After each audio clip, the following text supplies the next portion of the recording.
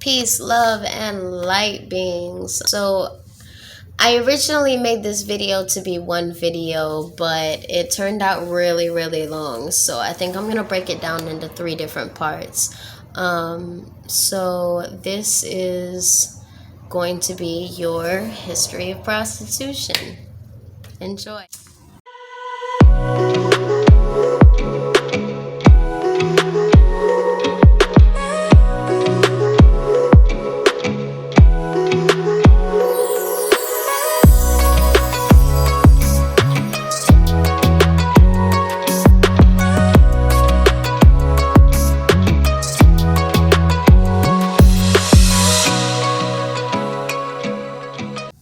Alright, so if you're talking about prostitution, you're talking about the acts or the act of exchanging sexual favors for either money or gifts.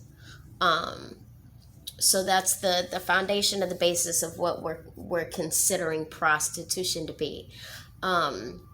So when you take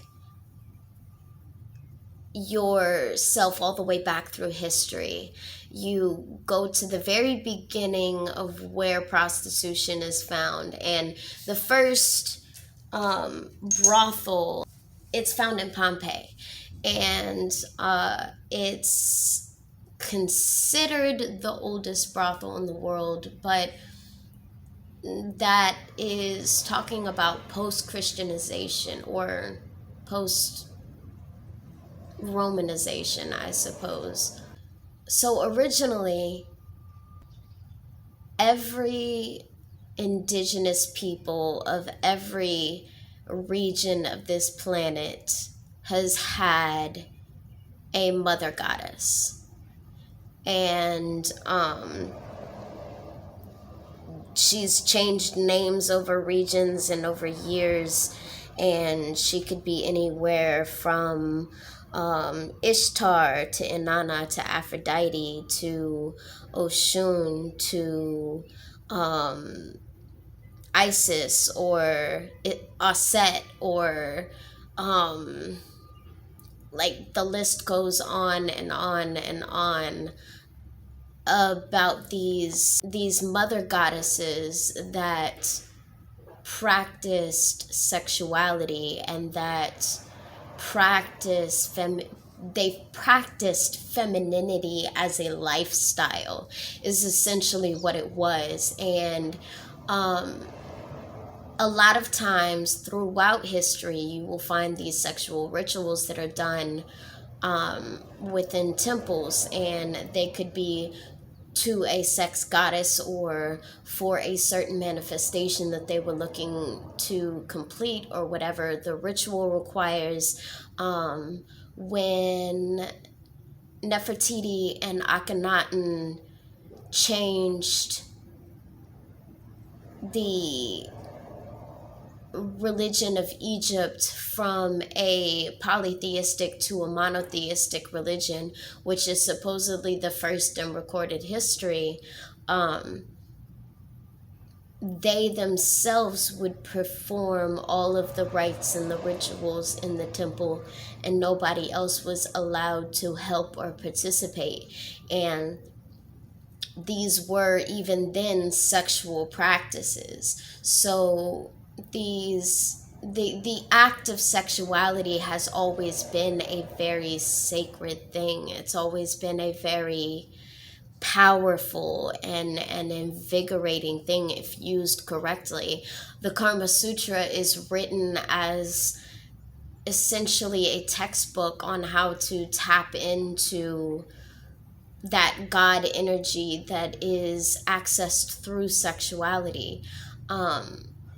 So essentially, if we were to take the Kama Sutra and assume that it is sexual law in a sense, right? Like it's a universal sexual law that was just translated onto paper, but it's something that is taught everywhere.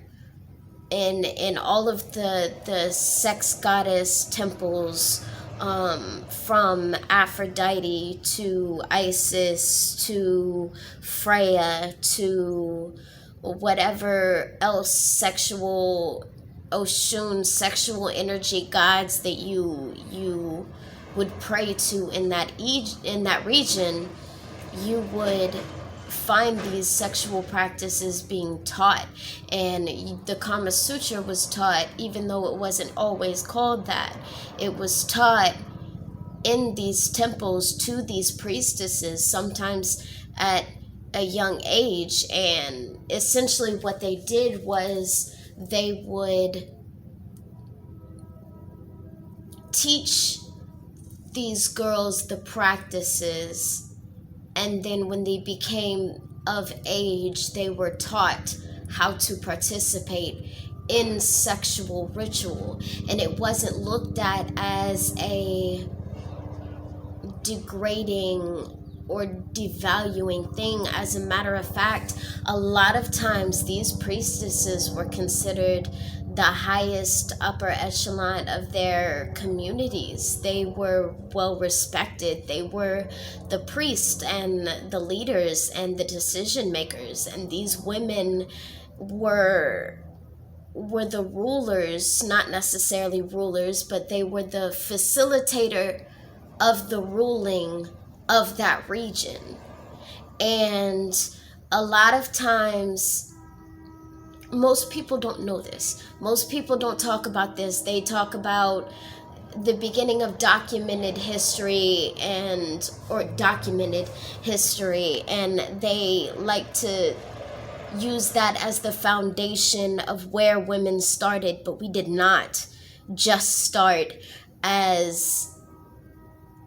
I'm going to get into it in a different video. I'm going to do a divine goddess and divine goddess archetype video where I go through each of the divine goddess energies, and I talk a little bit about her origin and where she herself,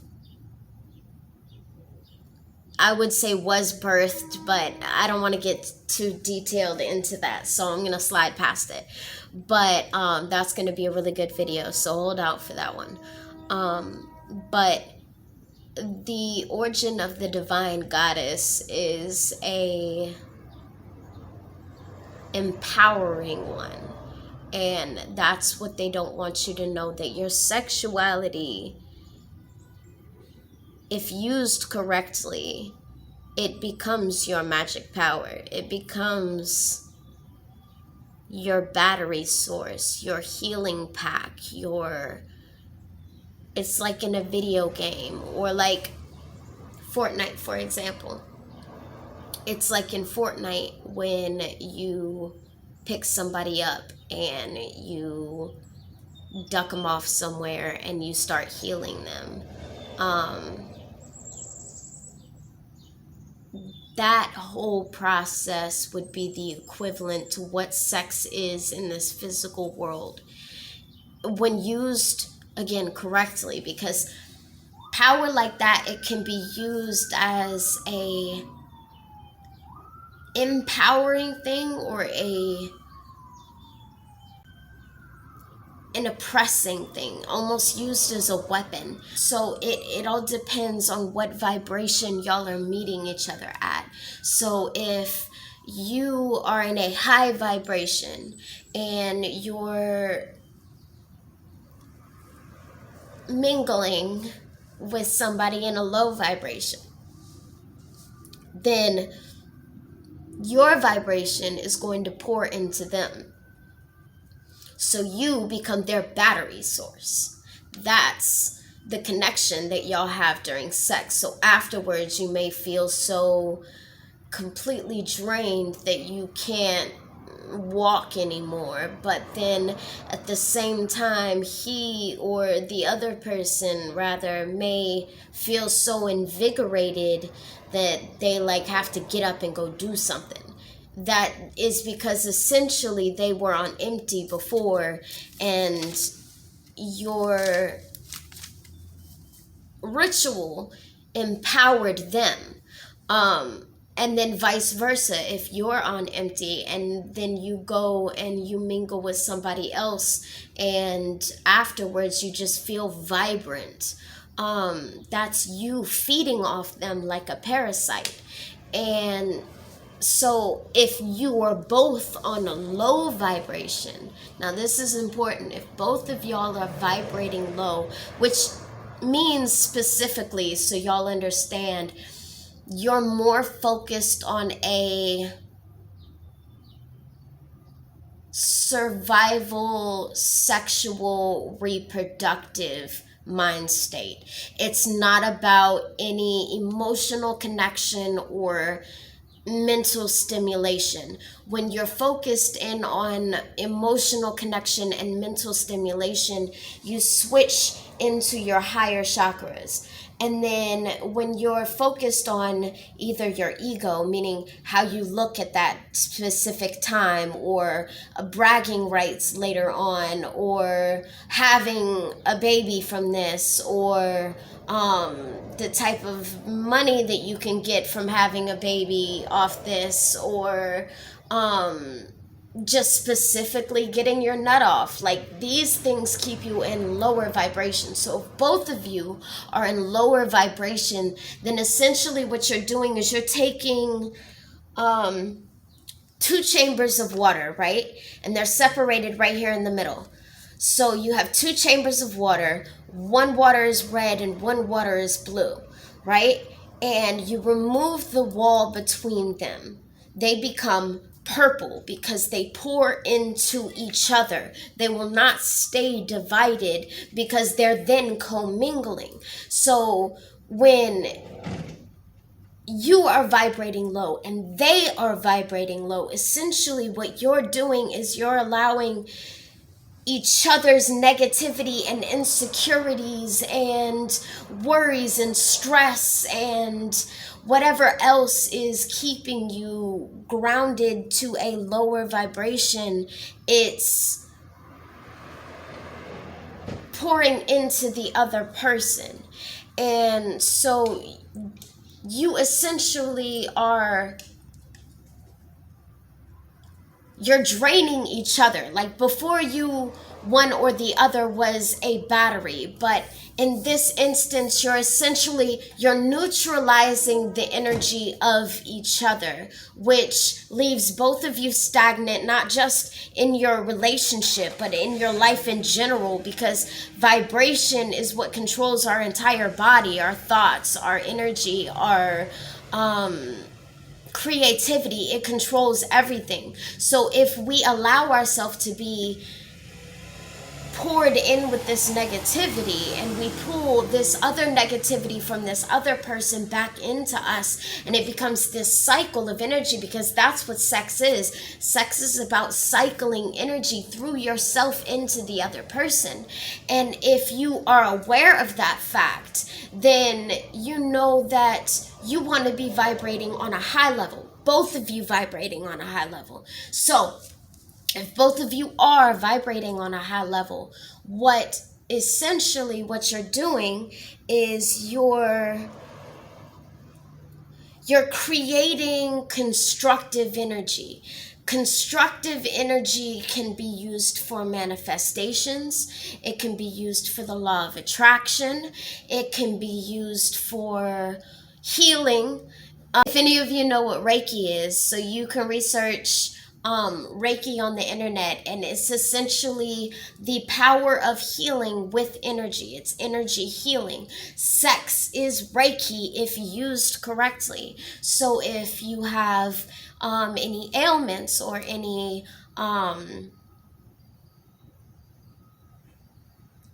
aches or pains, or usually lower level things, depending on how high you and your partner are vibrating, because there's different levels of high as well.